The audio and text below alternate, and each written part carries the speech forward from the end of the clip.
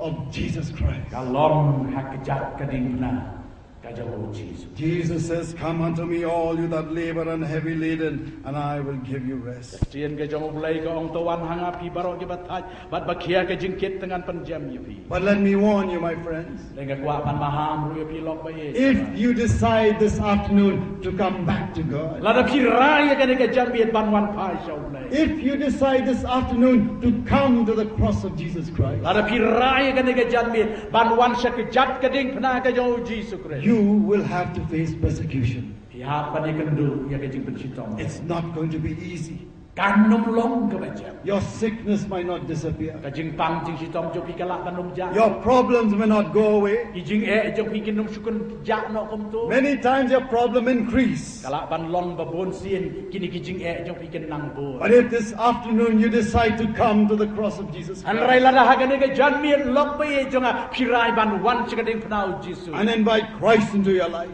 Bat pikat smo ba yau Jesus baun rong ka jing em jo. the Holy Spirit will come upon you and strengthen you. O man sim ba ko on wan rong apo jong pi bat on pan climb bor ya pi. You will no longer have to face the problems of life alone. Penum hap chu ban ya kendu ki jing jo ka jing em marwe.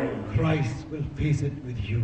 O Chris on yes rap ya pi. Don't you want that to happen in your life?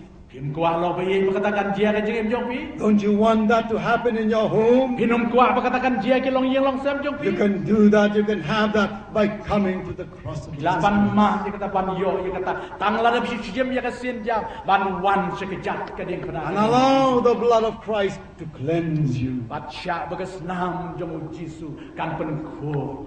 There's a beautiful story of a man called Tom and a lady called Mary. Kadang kowe ke jitu khana ka basno tu nak chapang breu ka teng utom ba kowe ke breu ka teng. Tom and Mary ran to the school when they heard that the son was run over by a car. Utom ba ka mari silok ke la mare sa sekolah ba ke la yo sko ba yo kon jong ki la taliat ke kali. And they saw the little boy lying on the road with blood all over. Ki yo kon la jong mau neu la tia leng top surok ka senam ka la lengkin. And Mary said, "I wanted to go to the road and scoop the blood and put it back on my son." Kameri kau ngaku aban lecong lu kon jonga ngan ship yang ikut ke senam ngan penrung yang agak met jong kon ba i jonga. And the ambulance came and they carried the body of the little boy to the side of the road. Agak tak por ka kali ambulans kalawan ka shimno ya ka ka met jong tu kena ki bu no kamarut. But the blood was still there on the road. Mereka senam kadang don nang tas. And Tom and Mary sat there looking at the son.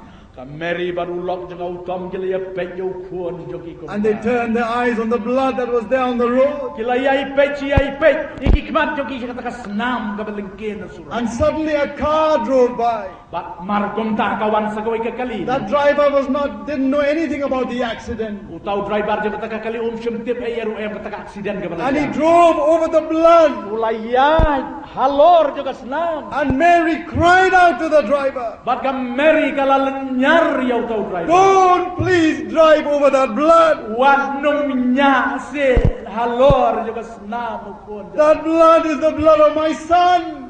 Kato ka senam jogo kon bayi. And Tom and Mary said, Tom bat ka Mary kala oh. it was only that day Dai tat hadu kata ka sni. that they understood the preciousness of the blood of Jesus Christ. Baki sas ngau tu ya ka jingkor dor juga senam ka jong Jesus. The Bible says the blood of Jesus Christ, His Son, cleanses us from all sin. Tien ka jong blai ka ong baka senam Jesus kon jogo ka pen ko yang ina ka jing bomok. If you're not sure that you're cleansed by the blood of Jesus Christ, Lada pimput ti kena bala pen ko pi ka senam ka jong blai. you make sure today. Panti kena no mentalok ba ye. You may never have a moment like this again in your life. Innom la suban yo ya ka bakom ka ka la ka jing jong. This is your moment with God. Kade ka klet mat jong pi banu blai. You've come with problems and burdens. Pilawan bat ki jingkit bekia You've come with anxiety.